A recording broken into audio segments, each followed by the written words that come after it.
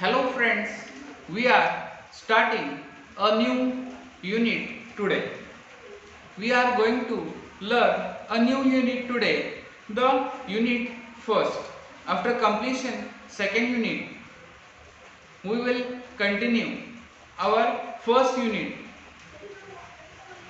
So today's lecture is depend upon our first poem 1.1, walk a little slower. Here we are going to a meaningful poem. It is a request from a teenager or a kid to his father. विद्यार्थी मित्रांनो, आज आपण नवीन एक कविता शिकणार आहोत जी आपल्याला खूप महत्त्वाची आहे आणि ज्याच्यामध्ये आपल्याला एक लहानसा मुलगा किंवा एक टीनेजर जो आपल्या बाबांना विनंती करतो, मग ती काय विनंती आहे ही आपल्याला कवितेमध्ये पाहिजे आहे. तर या कवितेचा लेखक जो आहे तो अननोन आहे, म्हणजेच कोणीही कविता लिहिली हे माहिती नाही. बऱ्याच वेळा आपल्या लहान जे काही मित्रमैत्रिणी आहेत किंवा आपले विद्यार्थी आहेत त्यांच्या मनामध्ये बऱ्याच वेळा प्रश्न पडत असतात की हे जे पालक आहेत हे आपल्याला का समजावून घेत नाही. मग याच्याविषयीच प्रश्न विचारण्याची मुभा इथं आपल्या कवीनं आपल्या रीडरला केलेली आहे. रीडर जे आहेत ते बालवयामध्ये कसे असतील, त्यांचे काय प्रश्न असतील हे मांडण्याचा प्रयत्न या अननोन पोएटनं केलेला आहे. So let me discuss about it's title. Title is walk a little slower. Walk means चाला, पण इथं अर्थ तसा घ्यायचा नाही. Walk a little slower. Your actions are so fast.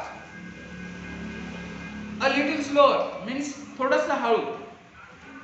तुम्ही जे काही वागताय, तुमच्या ज्या काही ऍक्शन्स आहेत, तुमचं जे बिहेवियर आहे, तुमचं जे वर्तन आहे, तुमच्या ज्या ऍक्टिव्हिटीज आहेत ह्या पालकांच्या ह्या थोड्याशा हळू करा.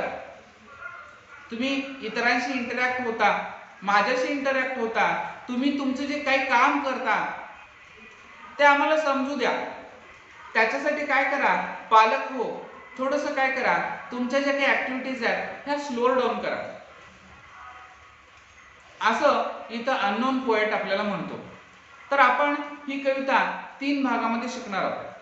मी माझे विचार जे आहे ते माझ्या चांगल्या मित्रांशी, पालकांशी आणि माझे जे आवडते आहेत त्या आजी आजोबांशी मी काय करतो, माझे विचार शेअर करतो. ठीक आहे. Next question, what would you like to do after 10th? हा खूप जिव्हाळ्याचा आणि कळकळीचा प्रश्न आपल्या विद्यार्थ्यांसाठी पण आहे आणि आपल्या पालकांसाठी पण आहे. दोघांनाही हा खूप त्रास देत असणारा प्रश्न आहे की ज्याच्यामध्ये विद्यार्थ्याला काय वाटतं की आपण नेमकं काय व्हायचं, पालकांना काय वाटतं की आपल्या मुलाच्या आयुष्याचं चीज झालं पाहिजे.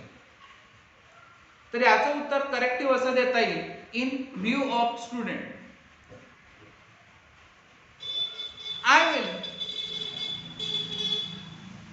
Do my career in armed forces. It will gives me opportunity to serve my nation and my patriotic nature will be explored there. म्हणजेच तुम्ही याचं उत्तर असं म्हणू शकाल की मला माझं करिअर जे आहे, माझी जी काही कारकीर्द आहे ही मला सैनिकी विभागामध्ये करायचं आहे, जेणेकरून माझी देशभक्ती मला तिथं दाखवता येईल. ठीक आहे. सो तुम्ही 10वी नंतर काय करणार आहात हे तुम्ही आम्हाला कमेंट बॉक्समध्ये लिहू शकता. तर त्यानंतर तुम्हाला ऍक्टिव्हिटी पुढच्या स्टेजला गेलेली आहे. आता ही जरा मोठी ऍक्टिव्हिटी आहे. तर माय थॉट्स म्हणजे तुमचे विचार तुम्ही कसे मांडणार, तुमचे विचार तुम्ही कसे मांडणार याच्याविषयी इथं सांगितलेलं आहे. तर इथं 3 प्रकारे तुम्हाला ही ऍक्टिव्हिटी पूर्ण करायची आहे. पहिला ए आहे, मग बी आहे, मग सी आहे. प्रश्न काय आहे, फॉर्म ग्रुप्स ऑफ 4 to 6. 4 ते 6 जणांचे ग्रुप तुम्हाला बनवायचे आहेत. The following with your friends in group and then complete sentences. तर तुम्ही काय करायचं आहे, ग्रुप बनवून खाली दिलेली जी अपूर्ण वाक्य आहेत, खाली दिलेली जी अपूर्ण वाक्य आहेत ही पूर्ण करायची आहेत. अपूर्ण वाक्य पूर्ण करायचे आहेत. जसे की बघा, I would like to talk to, मला बोलायला आवडेल कुणाशी, ते आपल्याला लिहायचं आहे. बघा, यांनी एक बनवून दिलेलं आहे, यांनी एक बनवून दिलेलं आहे. थोडक्यात तुम्हाला असं न सांगता असं सांगितलंय की इथं काय करा, इनडायरेक्ट जो आपला ऑब्जेक्ट आहे तो लिहा. बघा, my mother about swimming lesson. आता पूर्ण वाक्य वाचलं तर काय होईल बघा, I would like to talk to my mother about swimming lessons. स्विमिंगचे जे काही लेसन्स आहेत त्याच्याविषयी मला बोलायला आपल्या आईशी बोलायला आवडेल, असं पहिलं वाक्य आहे. I would like to talk to my father about my career, माझ्या करिअर विषयी, किंवा अबाउट माय हायर स्टडीज, माझे जे हायर स्टडीज असणार आहेत, कॉलेज स्टडीज आहेत त्याच्याविषयी बोलायला आवडेल. I would like to talk to my teacher about my assignments, my homework, my confidence, my drawbacks, असं तुम्ही म्हणू शकता. I would like to talk to my best friend about upcoming film, upcoming IPL tournament, upcoming school exams. तुम्ही तुमच्या मित्राशी हे बोलू शकता. क्लासरूम गॉसिप्स म्हणजे वर्गात चालणाऱ्या ज्या काही चर्चा आहेत त्यांच्याविषयी तुम्ही बोलू शकता. I would like to talk to my grandparents about their experiences. तुमचे जे काही आजोबा आहेत त्यांच्याशी तुम्ही कशाविषयी बोलाल, त्यांच्या एक्सपिरियन्स विषयी बोलाल. त्यांचे जे काही एक्सपिरियन्सेस आहेत त्याच्याविषयी तुम्ही बोलाल त्यांच्याशी. ठीक आहे. त्यानंतर I would like to talk to my neighbours about city life. Today's topic of bulletin. So many things you can talk about to your relatives, neighbors, best friends, parents, everyone you know. ठीक आहे. So next sentence काय बघा, I would like to learn to. तुम्हाला शिकायला आवडेल English from my best friend, माझ्या मित्राकडून English शिकायला आवडेल. I would like to learn cooking from my grandmother. I would like to learn how to milk cow from my grandmother. गाईचं दूध कसं काढायचं हे आजीकडून शिकणार आपण. जसं पुढचं वाक्य, I would like to learn to play football from my neighbour. माझ्या शेजाऱ्याकडून मला फुटबॉल कसं खेळायचं आहे हे शिकायचं आहे. त्यांनी तयार केलेलं वाक्य दिलंय बघा, I would like to learn to play chess from my cousin. माझ्या चुलत भावाकडून, चुलत बहिणीकडून मला काय करायचं, चेस कसं खेळायचं हे शिकायचं आहे. आता आपल्याला पुढे वाक्य दिलंय, I hesitate to talk to माय. तर हेजिस्टेट म्हणजे दचकणे किंवा चाचरणे. एखादी गोष्ट विचारायला आपण घाबरतो, आहे की नाही. बऱ्याच वेळा मुलांना पालकांशी बोलताना, म्हणजे समजा एखादी ट्रिप जाणार आणि ते विचारायचं कसं, यासाठी मुलांना संकुचित वृत्ती निर्माण होते किंवा एक न्यूनगंड तयार होते. तर त्याला हेजिस्टेट असं म्हणतो आपण. जसं की बघा, I hesitate to talk to my father about studies. बाबांच्या सोबत अभ्यासाचं बोलायला हेजिस्टन्स होतो. I hesitate to talk to my brother about the way he she talks to my friends. ते मोठे आहेत आपल्यापेक्षा, त्यांना शिष्टाचार शिकवणं याच्यात थोडंसं गैर आहे, त्यामुळे त्यात आपल्याला वेगळं वाटेल, हेजिस्टन्स वाटेल. I hesitate to talk my grandfather about how I want to spend my holidays. माझ्या हॉलिडेज कशा घालवायच्या हे आजोबांना विचारायला हेजिस्टन्स वाटतं. कारण जर आजोबा काय असतील, स्ट्रिक्ट असतील तर. मधलं एक वाक्य असं आहे, I hesitate to talk to my teacher about what I would like to do in future. Okay, so I hesitate to talk to my teacher about my favorite movies.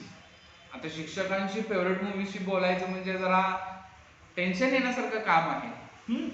I hesitate to talk to my friends about the things I want to buy. मला ज्या काही गोष्टी विकत घ्यायच्या आहेत त्याच्याविषयी बोलायला मला काय होतं, फ्रेंड्सशी बोलायला जर असेल तर मला हेजिस्टेट होतं. आता आपण आपल्या कवितेच्या भाषांतराकडे जाऊ. अगदी सोपं भाषांतर आहे. इथं असणारे जे काही मिनिंग्स आहेत हे अगदी इझी आहेत. खूप हेवी आणि अवघड शब्द या कवितेमध्ये आलेले नाही आहेत, त्यामुळं ही अगदी इझी मिनिंग असणारी कविता आहे. So let we discuss the meaning in Marathi of walk a little slower. Walk a little slower. मग इथं आपण त्याला ऍडिशन देऊ शकतो, what a little slower parents. Okay, walk a little slower daddy. आता प्रत्येक मुलीचा बाप हा आयडियल असतो, मुलाचाही असतो, पण मुलं थोडीशी नेचरनं वेगळी असतात. सहसा ते कुणाला फॉलो करायला बघत नाही, ते स्वतः काहीतरी क्रिएट करायला बघतात. But girls are sensitive. तर जे काही बाबा आहे त्यांना हा काय म्हणतोय, walk a little slower daddy. तुमची ज्या काही कृती आहे बाबा थोडस हळूहळू करा. Said a little child so small. जे लहान ग मुलगा आहे, लहान ग बाळ आहे, लहान मूल आहे, जो टीनेजर आहे, 15 वर्षाचा मूल आहे, 16 वर्षाचं मूल आहे, ते काय म्हणतं आपल्या बाबांना, तुमच्या ज्या कृती आहेत त्या हळूहळू करा, सावकाश करा. I am following in your footsteps. आता फॉलोइंग ह्या शब्दाचा अर्थ लक्षात घ्या, अनुकरण करणे.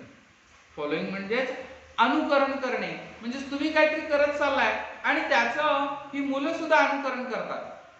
पहा, त्यासाठी बऱ्याच वेळा बऱ्याच पालकांना माझा आणि प्रत्येक शिक्षकांचा सल्ला असतो की जर तुम्ही एखादं व्यसन करत असाल तर त्या व्यसनाचं कोणताही भाग तुम्ही तुमच्या मुलांच्या समोर ऍक्ट करू नका, जेणेकरून ते तुमच्याकडूनच शिकत असतात. इव्हन ते तुम्हाला फॉलो करत असतात. They are following you at every point, at every situation. बऱ्याच वेळा पालकांना आणि समाजामधल्या बऱ्याच लोकांना असा प्रश्न पडतो की बऱ्याच शिक्षकांना इतका गलिलठ्ठ पगार असतो, तर तो कशासाठी? तर ह्या शिक्षकांनी त्यांची लाईफस्टाईल मेंटेन करता आली पाहिजे, आदर्श वाटलं पाहिजे. कारण आपली ही जी काही मुलं आहेत, म्हणजेच आपल्या देशाचं फ्युचर आहे, ही त्यांच्याकडूनच शिकत असतात, त्यांना फॉलो करत असतात. ते कुणाकुणाला फॉलो करतात? They follow their friends, they follow their parents, they follow their teachers.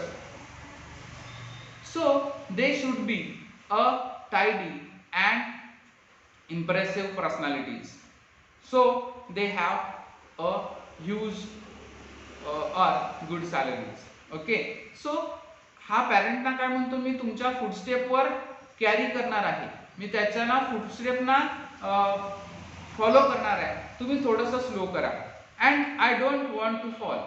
आणि मला ह्यात अपयशी व्हायचं नाही, तुम्हाला फॉलो करण्यात मला अपयशी व्हायचं नाही.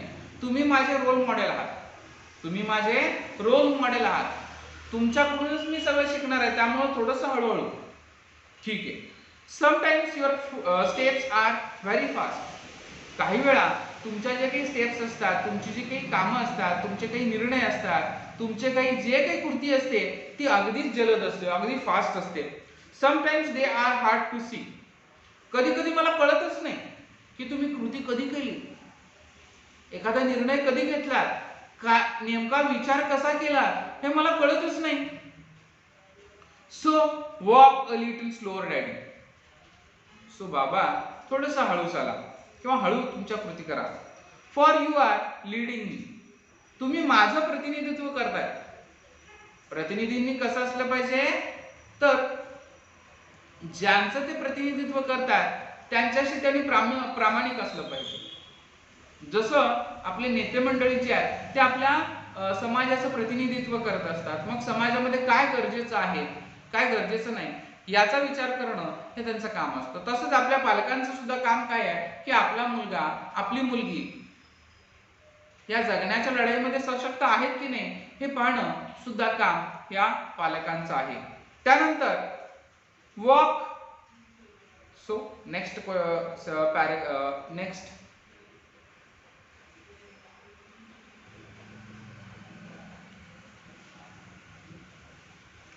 Next stanza. Someday when I am all grown up. ज्यावेळी मी काय असेल खूप मोठा झालेलो असेल, खूप म्हणजे मी काय असेल मोठा तुमच्या इतका झालेला असेल. समडे काही दिवसानंतर किंवा भविष्यामध्ये मी ज्यावेळी तुमच्या एवढा होईन. You are what I want to be. तुम्ही जसे आहात मला तसं बनायचं आहे. भविष्यात मला तुमच्यासारखं बनायचं आहे. Then I will have a little child. त्यावेळी माझंही एखादं मूल असेल. मी जसं तुमचा मुलगा आहे तसं मलाही एखादा मुलगा असेल. Who will want to follow me. मी जर आता अपयशी ठरलो असेल, पुढे अपयशी होणार असेल तर मला फॉलो कोण करणार, माझं अनुकरण कोण करणार. And I would want to lead just right. आणि मी ज्यावेळी एखाद्याचं प्रतिनिधित्व करेन, मी ज्यावेळी माझ्या मुलाचं प्रतिनिधित्व करेन त्यावेळी ते बरोबरच असायला पाहिजे असं मला वाटतं.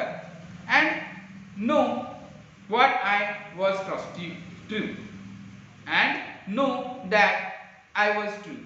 आणि त्यावेळी मला खात्री असली पाहिजे की मी त्यावेळी बरोबर आहे, जसं तुम्ही बरोबर आहात. पण तुम्ही जर मला शिकण्याची मुभा दिली नाही तर भविष्यामध्ये मला बरोबर राहता येणार नाही. So walk a little slower daddy, for I must follow you. तर त्यामुळे काय करा पिताश्री, तुम्ही काय करा हळूहळू तुमचं जे काम आहे हे हळूहळू करा. तुमचे जे काही निर्णय आहेत ते हळूहळू घ्या. तुमचे निर्णय हळूहळू घ्या. तुम्ही योग्य तो निर्णय कसा घेता ते मला समजावून सांगा. हे सांगतोय तो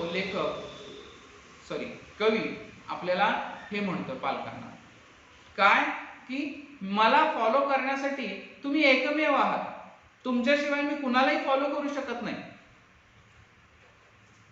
कारण तुम्ही माझे रोल मॉडेल आहात. तुमच्याशिवाय माझ्या आयुष्यामध्ये असं कोणी नाही की ज्यांना मी फॉलो करू शकेन. सो तुम्ही जे काही करता ते हळूहळू करा. तर तुम्ही जे करता ते काय करा सावकाश करा, जेणेकरून आपल्याला दोघांनाही त्याचा फायदा होईल. म्हणजे तुम्हाला तुमचं कामही करता येईल आणि मला तुमच्याकडून शिकता येईल, मलाही तुमच्याकडून शिकता येईल. अशी रिक्वेस्ट आपला पोएट आपल्या टीन्स कडून, आपल्या स्मॉल किड्स कडून आपल्या पॅरेंट्सना करतो. Every parent should know about their child. They should examine their child.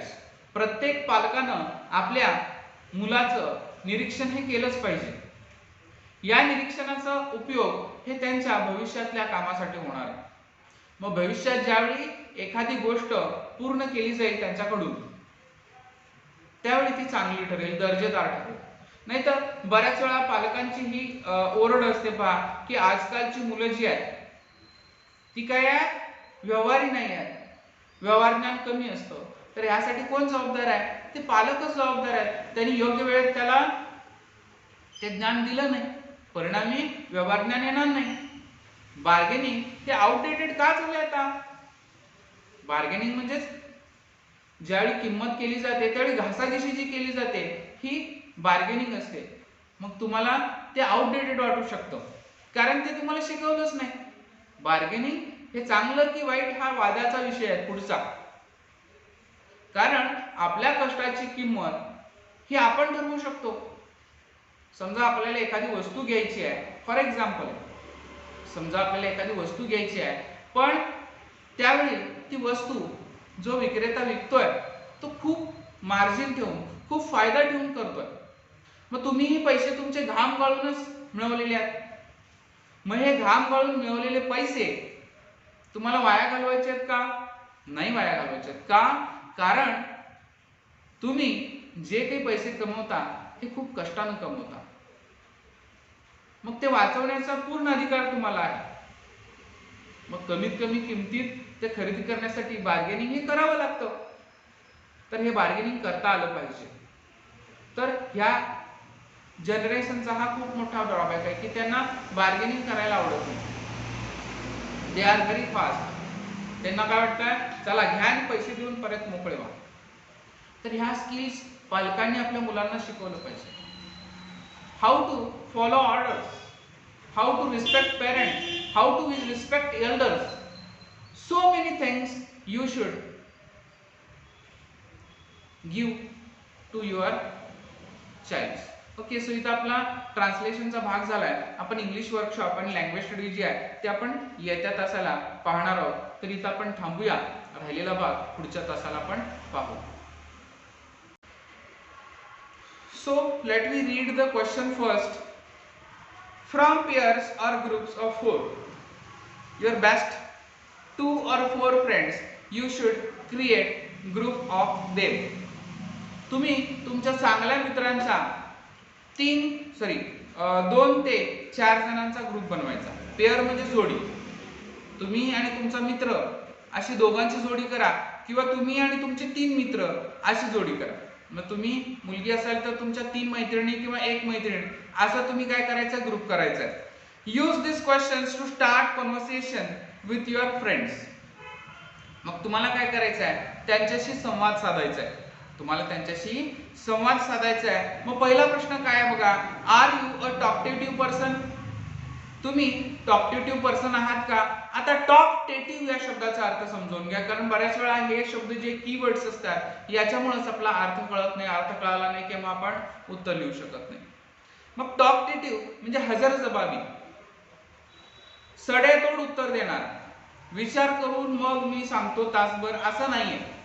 तर जो व्यक्ती सडेतोड उत्तर देतो त्याला टॉकटेटिव्ह पर्सन म्हणतात. बघा, याचं उत्तर निगेटिव्ह असू शकतं पण लिहायचं नाही. त्याचं उत्तर मे बी असं असू शकेल, कारण हे प्रत्येकाचं उत्तर वेगवेगळं असणार आहे. I am always be talkative because I can manage my own problems. That is why I am talkative. Yes, I talk with confidence, and then that is why I am confidence. I have confidence. That is why I am talkative person. माझ्याकडे confidence आहे, त्यामुळे मी हजरजबाबी माणूस आहे. Do you like to share your thoughts? Yes, I like to share my thoughts. I share my thoughts with my best friends, my family members and my group. Chitchat activity पासून सुरुवातीला काय पाहायचं आहे, chitchat activity, त्यानंतर कवितेचं भाषांतर आणि त्यानंतर मग इंग्लिश वर्कशॉप पाहायचं आहे. ठीक आहे. सो सगळ्याच विद्यार्थ्यांच्याकडे पुस्तक असण्याची गरज आहे. माझ्या समोर पुस्तक आहे, तुमच्या समोरही पुस्तक असण्याची गरज आहे. सो फर्स्ट आपण चिटचॅट ऍक्टिव्हिटी डिस्कस करू. आता चिटचॅट ऍक्टिव्हिटीचं महत्त्व हे मी वेळोवेळी तुम्हाला सांगत आलो, तर बऱ्याच वेळा सांगितल्यानंतर आजही आपण ते सांगू. जसे की चिटचॅट ऍक्टिव्हिटी जो आहे हा तुम्हाला तुमच्या क्वेश्चन पेपरमध्ये येणारे जे काही क्वेश्चन आहे, जो धड्यावर आधारित प्रश्न विचारले जातात, मग एक पॅसेज दिला जातो, पॅसेजवर तुम्हाला प्रश्न विचारले जातात, त्यातला पर्सनल रिस्पॉन्सचा जो काही प्रश्न आहे हा या ऍक्टिव्हिटीवर बेस असतो. इथं तुम्हाला तसेच प्रश्न विचारले जातात, त्यामुळे या प्रश्नांकडे दुर्लक्ष करू नका, कारण हा 6 मार्काचा प्रश्न असू शकतो. म्हणजेच सीन पॅसेज 2 आणि एक अनसीन पॅसेज असे 6 मार्क या ऍक्टिव्हिटीवर अवलंबून आहेत. आणि इव्हन एवढ्याच ऍक्टिव्हिटीवर हे संकुचित नाहीये. तुम्ही ज्यावेळी तुमच्या डेली लाईफमध्ये जगत असता त्यावेळी समजा तुम्हालाही इंग्लिशमध्ये रिस्पॉन्स द्यायचा आहे, त्यावेळी सुद्धा ही ऍक्टिव्हिटी तुम्हाला मदत करू शकते. त्यामुळं विद्यार्थी मित्रांनो, ह्या ऍक्टिव्हिटीकडे कधीच दुर्लक्ष करू नका. It will build your speaking skill. तुमचं जे काही बोलण्याची कला आहे ही या ऍक्टिव्हिटीमध्ये डेव्हलप होत असते. आता इथं बऱ्याच विद्यार्थ्यांच्या जे काही उत्तर आहेत ही वेगवेगळी असू शकतात, पण आपण एकच फोकस लक्षात ठेवायचा की जेव्हा जेव्हा आपण पर्सनल रिस्पॉन्सचं उत्तर देतो त्यावेळी ते निगेटिव्ह कधीच द्यायचं नाही. It must be positive answer. You must give positive answer to every personal response question or chit chat activities question.